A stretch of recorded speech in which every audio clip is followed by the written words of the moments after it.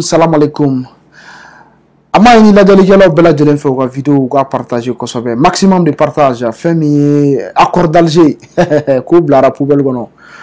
non malien bi ta ma nɔgɔ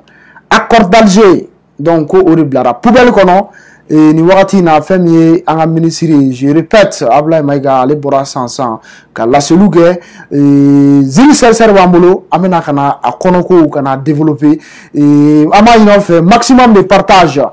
Ablaye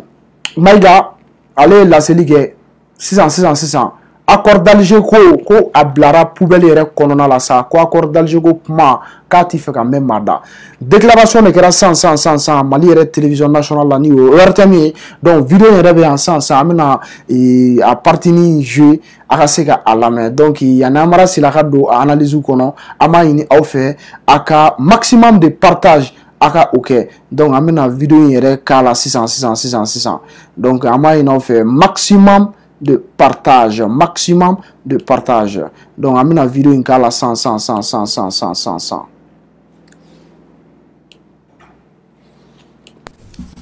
Au nom de nos plus hautes autorités, j'ai l'insigne honneur de donner lecture de deux communiqués dont les teneurs suivent. Communiqué numéro 064 du gouvernement de la transition. Le gouvernement de la transition constate avec une vive préoccupation une multiplication d'actes inamicaux, de cas d'hostilité et d'ingérence dans les affaires intérieures du Mali par les autorités de la République algérienne, démocratique et populaire. Toutes choses portant atteinte à la sécurité nationale et à la souveraineté du Mali. Au nombre de ces cas que nous condamnons figure, entre autres, 1. L'imposition d'un délai de transition aux autorités maliennes de manière unilatérale. 2. L'accueil sans concertation ou notification préalable et au plus haut sommet de l'État algérien de citoyens maliens subversifs et de citoyens maliens poursuivis par la justice malienne pour actes de terrorisme. 3. L'existence sur le territoire algérien de bureaux assurant la représentation de certains groupes signataires de l'accord pour la paix et la réconciliation issue du processus d'Alger, devenus aujourd'hui des acteurs terroristes. 4. La volonté des autorités algériennes à maintenir le régime de sanctions des Nations Unies concernant le Mali, au moment où le mouvement des non-alignés et la Fédération de Russie s'y opposaient dans l'intérêt du peuple malien qui demandait la levée du dit régime. 5. La main cachée des autorités algériennes dans une manœuvre consistant à imposer un chapitre sur le Mali dans le document final du sommet du mouvement des non-alignés à Kampala en Ouganda sans le consentement des autorités maliennes. À l'argument des autorités algériennes, selon lequel elles ne sont pas à l'initiative du chapitre contesté sur le Mali, il est utile de leur demander la raison pour laquelle elles ont été les seules à s'opposer au niveau des experts à l'amendement proposé par le Mali, en affirmant que toute modification de la rédaction contestée devrait recueillir au préalable l'assentiment des autorités algériennes. Après analyse de ces cas, il ressort une perception erronée des autorités algériennes qui considèrent le Mali comme leur arrière-cour ou un État paillasson sur fond de mépris et de condescendance. Par ailleurs, le gouvernement de la transition prend en témoin l'opinion nationale et internationale et les invite à constater l'écart entre les manœuvres d'hostilité des autorités algériennes d'une part et d'autre part, la responsabilité qui leur incombe au moment où elles siègent au sein du Conseil de sécurité des Nations Unies, l'instance chargée principalement du maintien de la paix et de la sécurité internationale. Le gouvernement de la transition, tout en condamnant cette attitude, exige des autorités algériennes de cesser immédiatement leur hostilité. En outre, les relations de bon voisinage exigent des comportements responsables qui doivent être guidés par le sens de l'empathie et le respect mutuel. Le gouvernement de la transition serait curieux de savoir le sentiment des autorités algériennes si le Mali devrait accueillir au plus haut sommet de l'État des représentants du mouvement pour l'autodétermination de la Kabylie. Le gouvernement de la transition saisit cette occasion pour rappeler aux autorités algériennes les relations séculaires et fraternelles qui existent entre le peuple malien et le peuple algérien. L'un des points majeurs de l'amitié entre les deux peuples frères remonte à la guerre d'Algérie, lors de laquelle le Mali a notamment offert son territoire comme base arrière aux Moudjahidines, ouvrant ainsi un front sud. Participer aux affrontements armés contre le colonisateur français en déployant des combattants maliens aux côtés des Moudjahidines sur le territoire algérien pour défendre la liberté et la dignité des Algériens. Défendu la cause algérienne dans toutes les instances diplomatiques jusqu'au recouvrement de leur indépendance. Le Mali invite les autorités algériennes à se remémorer également leurs responsabilités dans la détérioration de la situation sécuritaire au Sahel. S'il est vrai que l'intervention de l'organisation du traité de l'Atlantique Nord, OTAN, a exacerbé la menace terroriste, il n'en demeure pas moins que c'est l'installation dans le Sahara du groupe salafiste pour la prédication et le combat, le GSPC algérien, puis son allégeance à Al-Qaïda, qui marque l'avènement du terrorisme international dans la région. Le Mali réaffirme son attachement à la promotion des relations amicales et harmonieuses avec l'ensemble des États du monde, sous respect des principes guidant l'action publique au Mali, définis par son Excellence le colonel Assimi Goïta, président de la transition chef de l'État, à savoir le respect de la souveraineté du Mali, le respect des choix de partenariat et des choix stratégiques du Mali, et enfin la prise en compte des intérêts du peuple malien dans toutes les décisions. Que Dieu bénisse le Mali et préserve les Maliens, fait à Bamako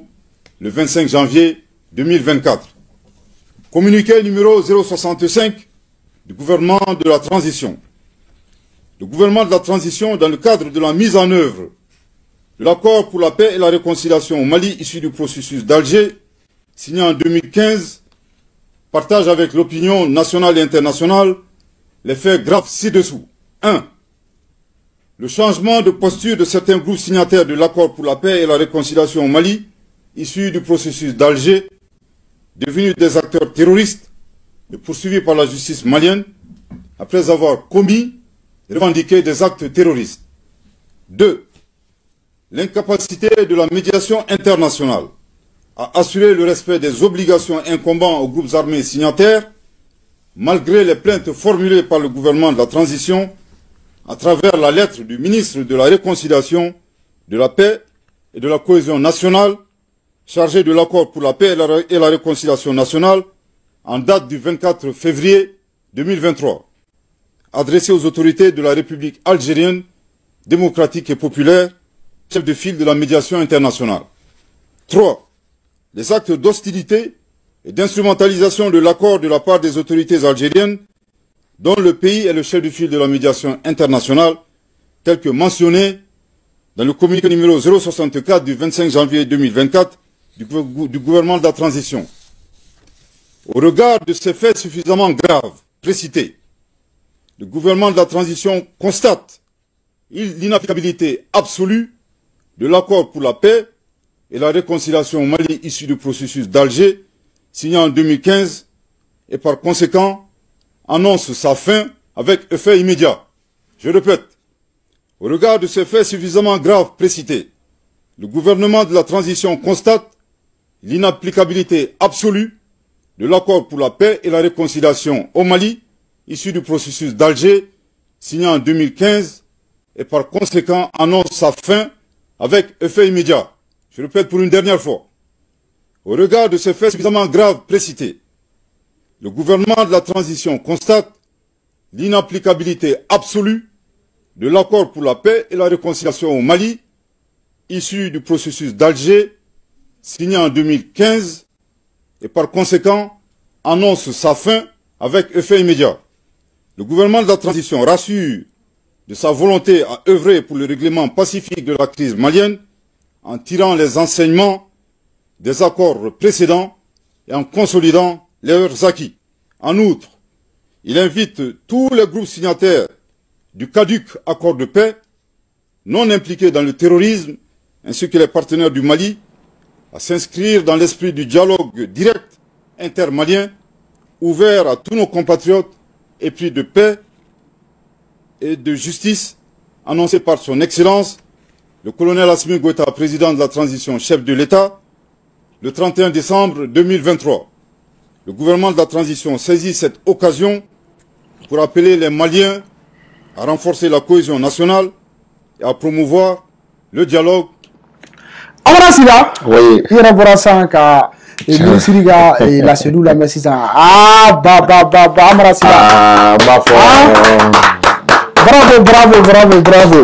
Kati Assimi Chebakoro flana klay. Kati bi anto andara Assimina. Anto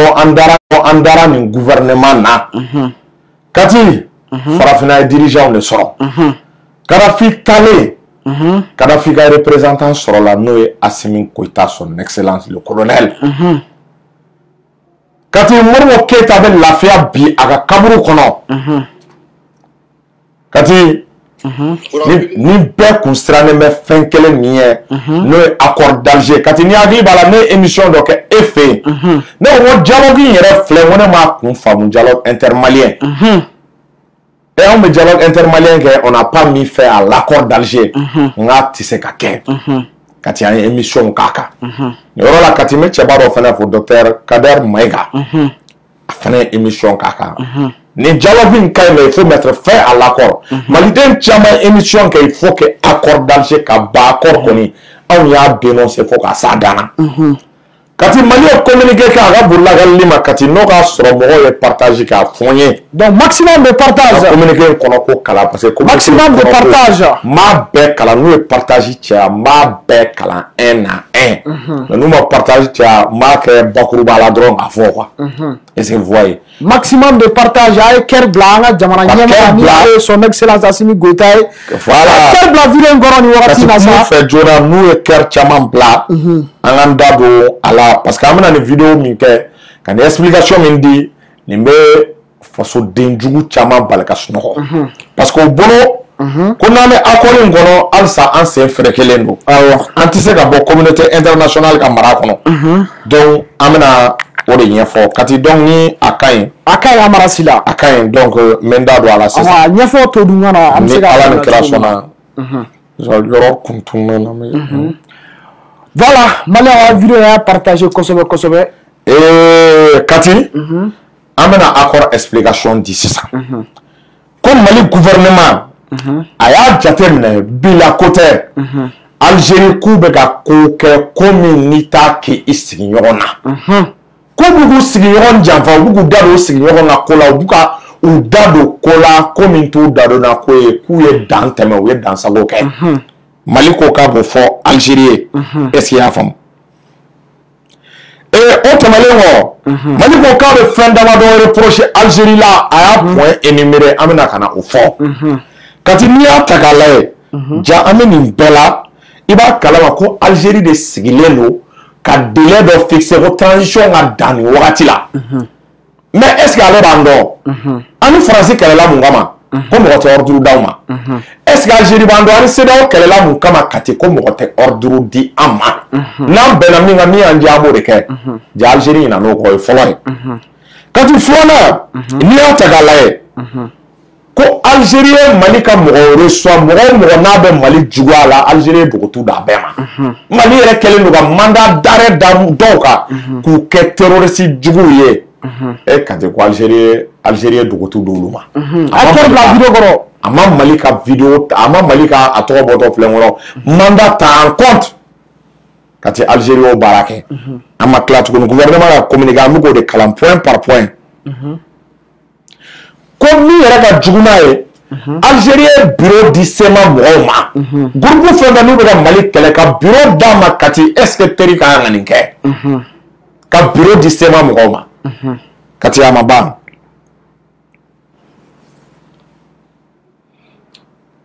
d'accord amara ni ya takalaje ina ye kafo ko Algérie klala ka tatuni ko oni ka sanction maintenir Mali kan kati ko oni ka sanction maintenir Mali kan kati est-ce que ne teri ka barai ayi OK anga tatuni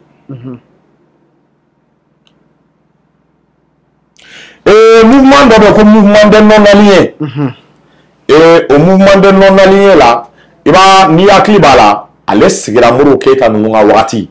Wati yoro jiya kun klale me fly. Ni te America wa kana be risu ka kana.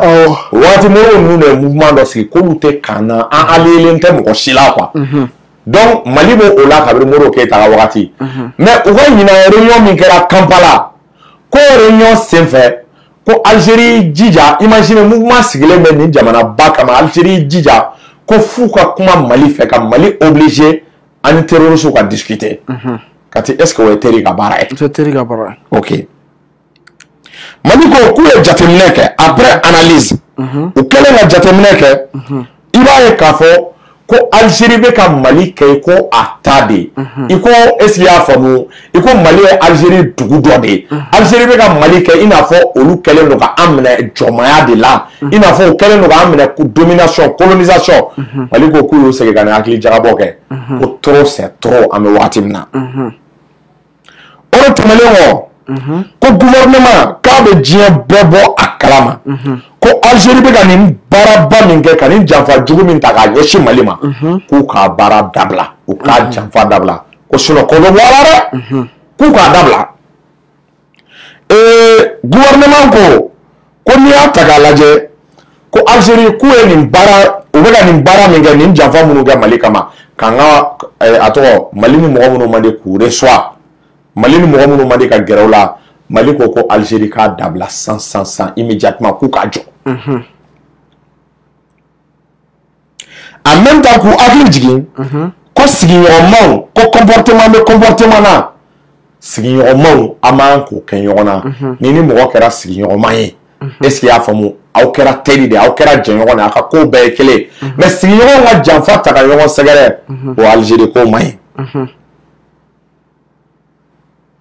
ko Mali gouvernement k'a bi profiter nin na ka Algérie hakili lajigin ko Mali ye Algérie dɛmɛ ka tɛmɛ ni hakili b'a la Mali kun b'a ka Algérie ka sɔrɔdasiw kun bɛ wele de à l'époque indépendance wagati ko Moudjahidine ko Mali y'a ka dugukolo di Algérie ma a ka rébellion labɛn pour que ka Faransi kɛlɛ o ye fɔlɔ ye ko Mali tilala k'a ka sɔrɔdasiw est-ce qu'il y'a faamu k'a di Algérie ma pour que Algérie ka Faransi kɛlɛ o tɛ fila ye kati est-ce qu'il y'a faamu o tɛmɛnen kɔ ko Mali ye Algérie défend a kɛra Nations Unies diɲɛ yɔrɔ o yɔrɔ Mali ye Algérie défend ko k'u ka indépendance d'u ma représentation diplomatique a kɛra ONU ka kɛnɛ kan Union africaine ka kɛnɛ kan Mali de kɛra Algérie ka jeliba ye a wagati Modibo Keyita ka taa na k'u bɛ Algérie ɲininka k'u kana ɲinɛ kɔrɔlen kɔ est-ce qu'il y'a faamu Mali ko k'a bɛ Algérie autorité ko k'u hakili jigin ko OTAN ye tiɲɛniba min kɛ Sahel kɔnɔna la est-ce qu'il y'a faamu ko ni m'u kɔlɔsi ko Algérie fana ye groupe minnu créé à l'époque n'a contrôle taara k'a dan n'o ye GSPC est-ce qu'il y'a faamu GSPC n'o ye le groupe salafiste pour la prédication et le combat GSPC algérien n'o min sɔnna ka fara Al-Qaïda kan est-ce qu'il y'a faamu ko de kɛra sababu ye ko ka na ni terroristes ye Sahel kɔnɔna la notamment Mali Niger Burkina donc Algérie des groupes nous formés ka tila ka fara Al-Qaïda ka Ben Laden ka mouvement u kana ka na Sahel ɲagami ko donc ko Algérie ka sabali a bɛ Algérie hakili jigin ko Mali b'a a yira toujours balimaya ka d'ale ale bɛ sigiɲɔgɔnya fɛ an ka don da kelen fɛ ka bɔ da kelen fɛ mais k'a tɛ sɔn jɔnmaya ma dɛ a tɛ sɔn jɔnmaya voilà o tɛmɛnen kɔ communiqué filanan ko Mali gouvernement n'i y'a ta k'a lajɛ k'a ye jateminɛ kɛ accord min n'a nana ko ka Malidenw k'u kala ɲɔgɔn na an ka don da kelen fɛ ka bɔ da kelen fɛ k'a ye jateminɛ kɛ o accord in k'a tɛ ka taa tagacogo la o de senfɛ ko Mali ye yɛlɛmabolo dɔw ta a ye fari kura wɛrɛw da accord application na o fari kuraw n bɛna o de expliquer aw ye ko n'i y'a jateminɛ ko Mali ye yɛlɛmabolo don accord la accord min n'a sera Algérie est-ce qu'il y'a faamu ko k'a sababu kɛ ko Mali ye terroriste baden de poursuivi bi mandat d'arrêt justice ye mandat d'arrêt min kɛ i b'a kalama Assimi ninnu y'a ta en compte ko donc ko Mali ye yɛlɛma don accord tagabolo la o ye fɔlɔ ye filanan n'i y'a ta k'a lajɛ ko médiation n'o mɔgɔ minnu sigira ko ka sigiɲɔgɔnya kɛ ko ka sigiɲɔgɔnya kuma kɛ Mali ana demunu murutilen do o médiation na yema na nunjuru be Algérie bolo ni ataka laje iba ye ka fo ko o médiation est-ce que vous voyez aya ka kan choisi avec a do de Malika o médiation avec un groupe do de état malien kan est-ce qu'il y a famu donc au siratika la iba ye ka fo ko jamana ni nakle kelema sababu ka accord d'Alger ka a garantie est-ce qu'il y a famu no autorité algérienne yere il va y ka foko Algérie donna janfa kono Algérie donna tana kono Algérie be ka ko ke komi médiateur ma ngake donc ko ni be farayon nga be bentoke mo est-ce qu'il y a famu comme Mali gouvernement ya ye ka fo accord d'Alger ka a appliqué li ka be gele a min sera 2015 par conséquent Mali est dans ce accord là, accord d'Alger, ka bana, assumer décision ta ka accord d'Alger, ka papier fara ka file ka la poubelle là, ne Algérie bi se mina go ka ngaye. On est sorti là, ko gouvernement est-ce qu'il y a famu, ka be malien be wole, ale ni groupe armé nous be est-ce qu'il y a famu. Ko mo ni benga diye, ka na nga franyo nga. Anga dialogue intermalien kan ni ɲɔgɔn cɛ an yɛrɛ dama ka kuma ni ɲɔgɔn cɛ ka nafigu dabɔ a la ka jahiliw dabɔ a la ka soli fanaw dabɔ a la k'an yɛrɛ dama ka segin an ka kuma ni ɲɔgɔn cɛ an ka bɛn ko kelen kan ka don da kelen fɛ ka bɔ da kelen fɛ ko accord d'Alger kati ko nin y'a bannen kati an b'a fɔ n ko Asimi ka bravo kati ni accord d'Alger ta k'a lajɛ a ma se ka appliquer depuis 2015 ka na bila bi la 9 ans accord ma se ka appliquer accord n'a appliqué a bɛ Mali bɔrɔtɔ de ka Mali tila accord Algérie de taara sigi a ka salon kɔnɔ k'i miiri ka papier dɔw ɲini ka na a yɛrɛ tɛ sɔn min ka k'a ka jamana kɔnɔ ka na ko Mali ani a tɔgɔ ani SEMA mɔgɔw k'an ka jɛ k'an ka nin accord ko k'o appliquer ka ti diɲɛ kɔnɔ i bɛ diɲɛ yɔrɔ bɛɛ ta ka diɲɛ système bɛɛ ta i tɛ accord d'Alger ɲɔgɔnya la i t'a dɔn u bɛ fɛ k'an ka jamana kɛ fédération de wa u bɛ fɛ k'an ka jamana kɛ état unitaire de wa u bɛ fɛ ka kɛ état autonomique de wa ka ti se ka foyi faamu accord i t'a dɔn accord international le don wa accord national le don wa ka ti tɛ nin si dɔn parce que yɔrɔ dɔ la i b'a fɔ international MINUSMA da b'a application na Algérie da b'a application na yɔrɔ o bɛ caractère international d'a ma côté dɔ la côté dɔ la i b'a ye k'a signera Mali autorité ani groupe damadɔ ni ɲɔgɔn cɛ wa accord d'Alger tile kelen ma taa assemblée ɲɛma des fois i b'i yɛrɛ ɲininka est-ce que décret de tɛ wa est-ce que a tɛ se ka abroger wa o y'a analyse juridique ye mais kati dans l'ensemble ni miiri Kidal kelen kama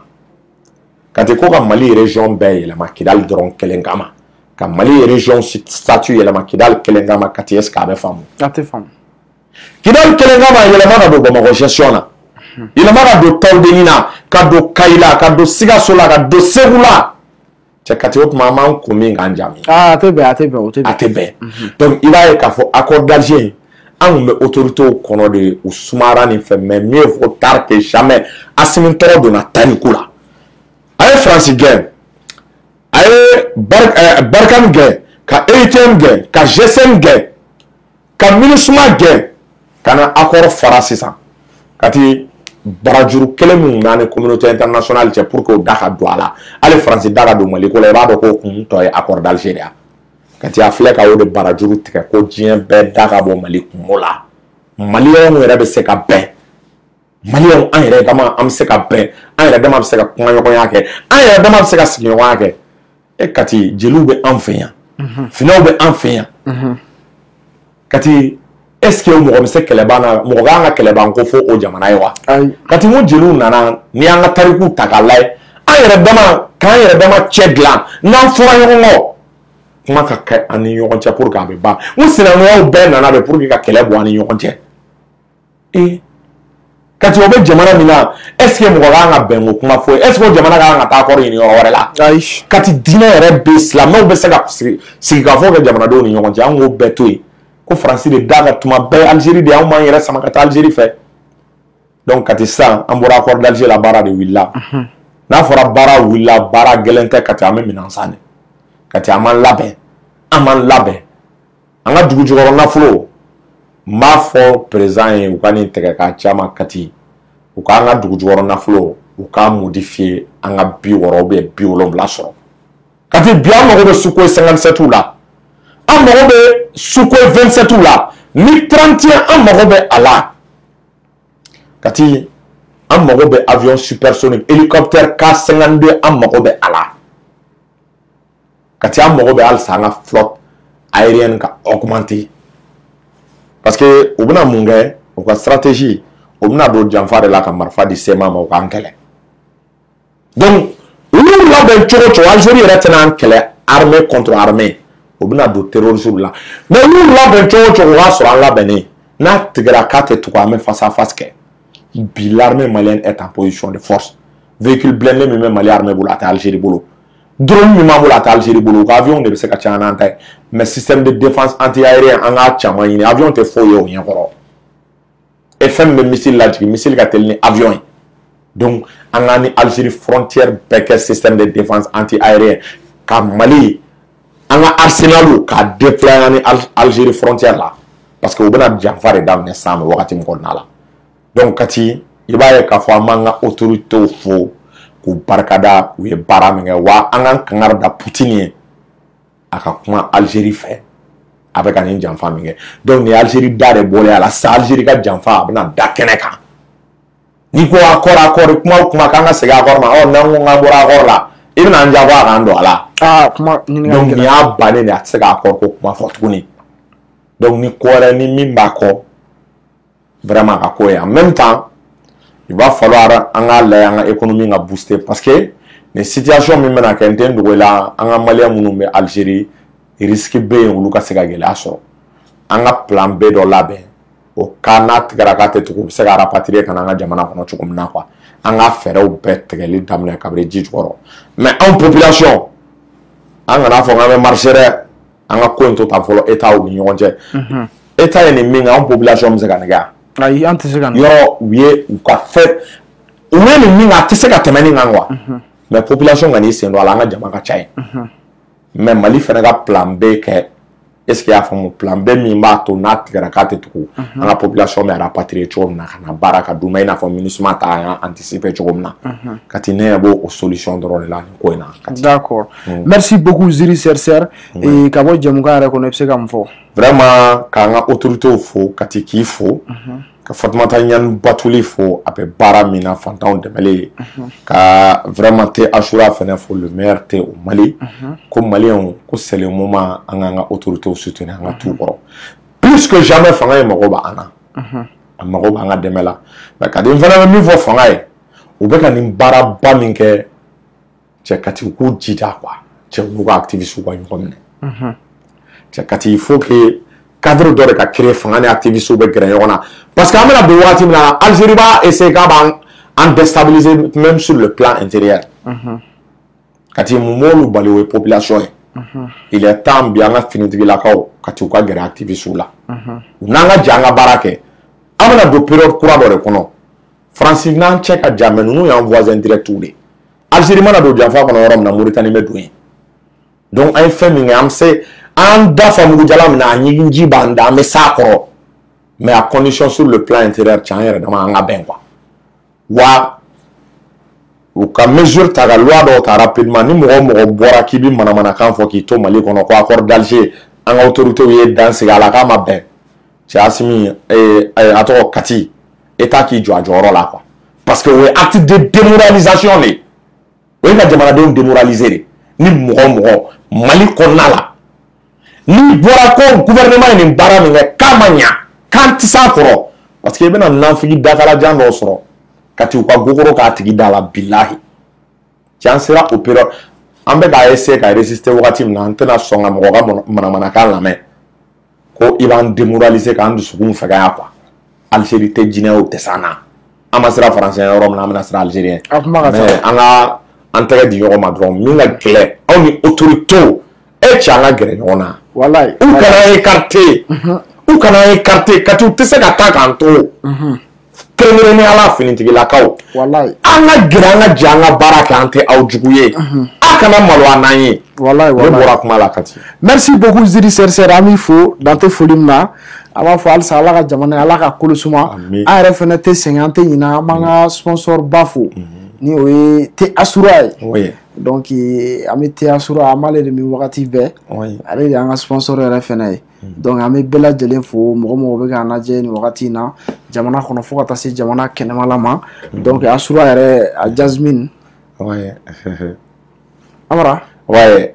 blog ta asura la dɛ kati i b'a dɔn ko secret dɔ bɛ asura la n'i b'a min a b'i hakili dayɛlɛ de a b'i hakili diya de arôme b'a la parfum b'a la c'est a parfum kasa kati i mana min siɲɛ kelen tile yɛrɛ kɔnɔ ka na te min tuguni kati a bɛ Mali te bɛɛ ɲɛ wa te asura de te min sera k'i imposer dans 17 pays o ma c'est une fierté nationale kati an ka foli b'a PDG merci ka donateur anonyme ama ɲina fɛnɛ kɔ Amara Siba cɛ ni minɛ ka na dɛ n tɛ sɔn ka bi ok an tɛ sɛgɛn an tɛ ɲina an bɛ mouvement Ambiko fɛnɛ présenter vraiment an b'a fɔ Fatumata Ɲani Batuli donc merci beaucoup Agato Baka Sali Ala Mamadou